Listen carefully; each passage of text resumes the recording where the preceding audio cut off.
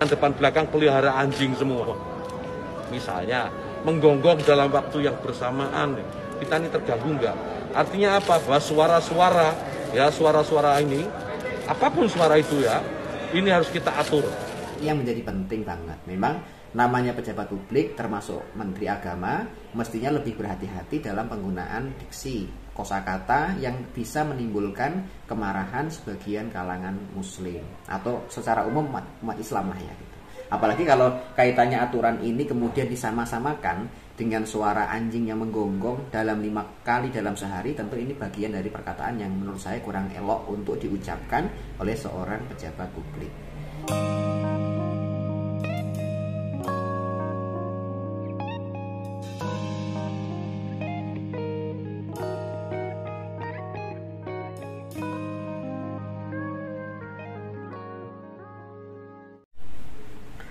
Bismillahirrahmanirrahim. Assalamualaikum warahmatullahi wabarakatuh. Alhamdulillahirabbil alamin, hamdan wa syukran lillah. Teman-teman sekalian yang dirahmati Allah, hari-hari ini kita sedang dihebohkan dengan berita tentang pengaturan penggunaan mikrofon dan pengeras suara di masjid, tentu saja bagi umat Islam. Kemudian sebagian kita ada yang bereaksi dengan reaksi yang menerima, ada reaksi yang tidak terima, ada dengan reaksi yang mungkin agak merasa terhina dan lain-lain. Ini ada beberapa poin yang perlu kita bahas teman-teman sekalian. Secara prinsip, aturan tentang penggunaan mikrofon yang baik, pengeras suara sampai didengar oleh khalayak umum, itu memang penting. Saya pribadi memandangnya itu. Karena secara prinsip bahwa Nabi Shallallahu Alaihi Wasallam juga mengajarkan kepada kita tentang prinsip ketentraman dan kenyamanan sesama manusia. Yang disebutkan dalam sebuah hadis, Nabi Shallallahu Alaihi Wasallam mengatakan, al-muslimu man salimal muslimuna min lisanihi wa yadihi. Prinsip seorang muslim yang sejati itu adalah ketika dia mampu menahan tangan dan lisannya dari tidak mengganggu orang lain. Maka mudahnya bahwa seorang muslim yang baik itu tangan dan lisannya itu tidak akan pernah mengganggu orang. Lah bagaimana dengan mikrofon yang diperdengarkan secara berlebihan gitu?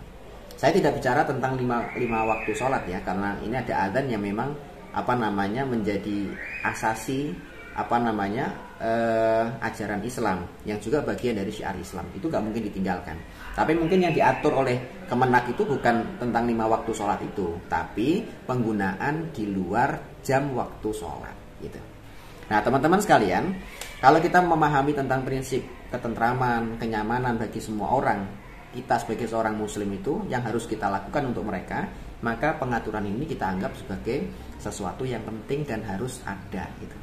Sehingga siapapun yang menggunakan mikrofon maka harus tahu aturan-aturan itu.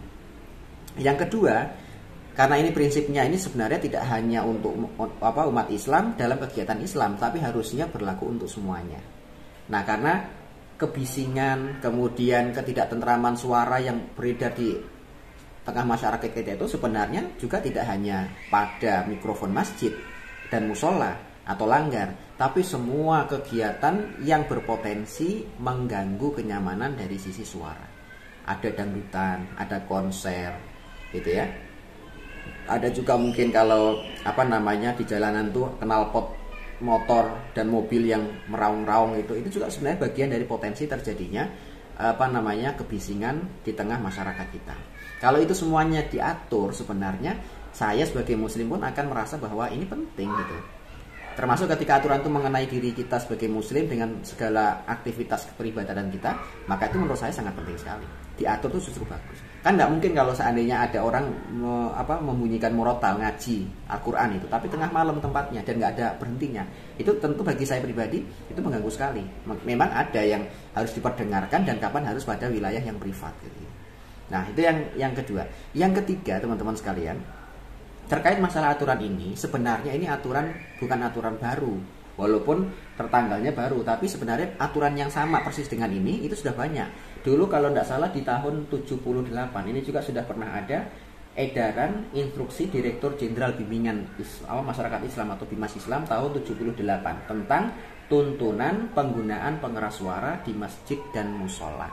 Nah artinya apa yang dikeluarkan oleh Menteri Agama hari ini itu bukan barang baru, tapi memang sudah ada sejak tahun 78 dari sisi cara atau ketertiban penggunaan mikrofon dan pengeras suara yang dipakai keluar gitu. Pakai keluar itu berarti bukan hanya orangnya dalam musola saja yang dengar, tapi seluruh masyarakat gitu. Nah yang keempat, ini yang menjadi penting banget. Memang namanya pejabat publik termasuk Menteri Agama mestinya lebih berhati-hati dalam penggunaan diksi, kosakata yang bisa menimbulkan kemarahan sebagian kalangan muslim atau secara umum umat Islam lah ya gitu. Apalagi kalau kaitannya aturan ini kemudian disama-samakan dengan suara anjing yang menggonggong dalam 5 kali dalam sehari, tentu ini bagian dari perkataan yang menurut saya kurang elok untuk diucapkan oleh seorang pejabat publik. Ya kalau untuk azannya 5 kali sehari tidak ada masalah sebenarnya. Kalau dibilang bising tentu bising gitu, bagi sebagian orang yang tidak menyukai azan gitu. Tapi menyamakan itu dengan suara gonggongan anjing yang diperdengarkan 5 kali dalam sehari itu pun perkataan yang menurut saya sangat fatal lah ya. Ini baiknya memang itu tidak keluar dari lisan seorang pejabat publik. Makanya lagi-lagi teman-teman sekalian, kita kembali pada poin pertama tadi, bahwa secara prinsip saya sendiri mendukung kalau penggunaan mikrofon dan pengeras suara itu ada aturan, sehingga kita yang muslim bisa benar-benar menerapkan prinsip keislaman kita dengan hadis Nabi SAW, al muslimu man salimal muslimuna min lisanihi wa yadihi. Demikian aku qouli hadza, astagfirullah li wa lakum. Assalamualaikum warahmatullahi wabarakatuh.